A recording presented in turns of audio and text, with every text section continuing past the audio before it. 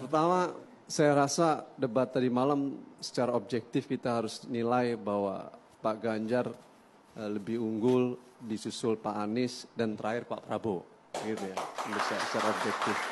Hampir semua data menunjukkan itu. Artinya orang menganggap bahwa Pak Ganjar dan Pak Anies mempersiapkan dengan matang argumentasi, ide, gagasan termasuk data. Jadi poin plus buat Pak Ganjar dan Pak Amin tadi malam tuh. Poin minus buat Pak Prabowo. Anda bisa lihat di berbagai media, saya nggak perlu nyebutkan medianya, nanti nggak enak sama TV One kan ya kan. Banyak data menyebutkan seperti itu. Nah kenapa demikian? Karena seyakin-yakin saya bahwa timnya Pak Ganjar dan timnya Pak Anies memberikan feeding yang cukup matang terhadap kedua kandidat ini dan itu diterima. Perlu diingat dua orang ini bukan memiliki background pertahanan loh.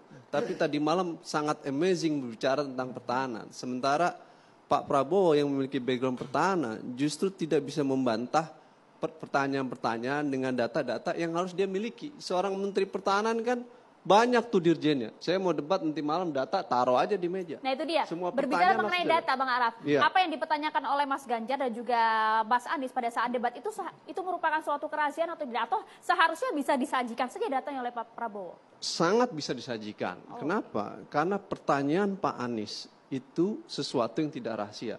Pertanyaan-pertanyaan Pak Anies adalah terkait dengan perdal, perusahaan dalam atau orang sering disebut pihak ketiga atau sering disebut broker yang disebut dengan PT TMI, ya kan? Yang kedua terkait dengan food estate.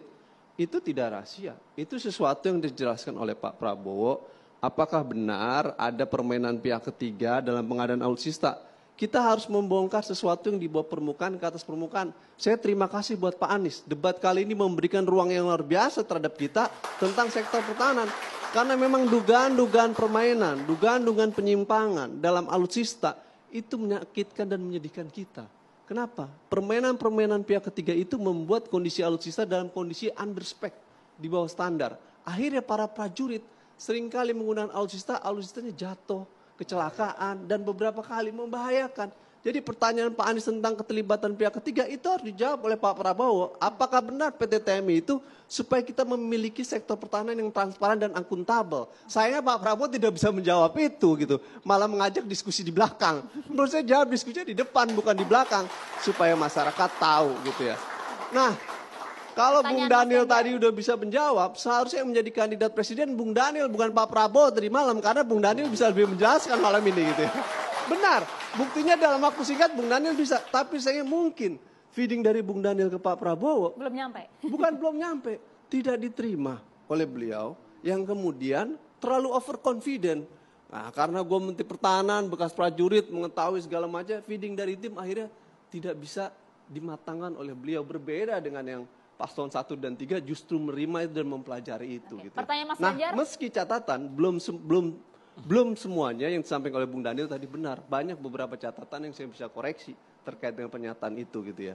Misalkan soal miris tadi. Saya rasa tidak bisa bantah. Pak Juwono menyampaikan itu di berbagai media, Tempo dan lain sebagainya pada era 2009.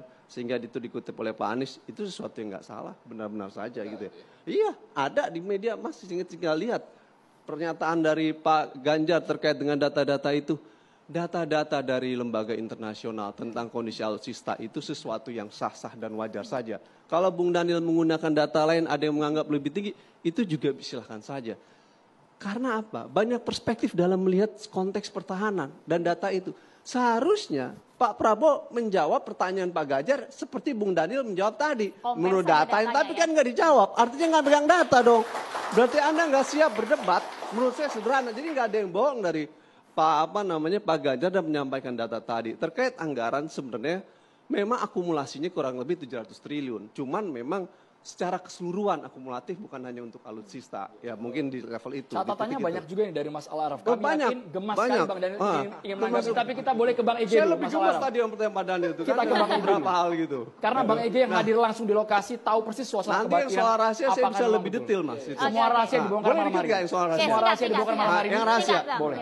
Kita jangan Karena ini rahasia silakan. Karena ini sifatnya rahasia, masalah Araf. Rahasia ini ya. Masalah Araf, karena sifatnya rahasia supaya komprehensif itu sesaat lagi. Iya, harus rahasia ya. Hanya di Satan Demokrasi pemirsa.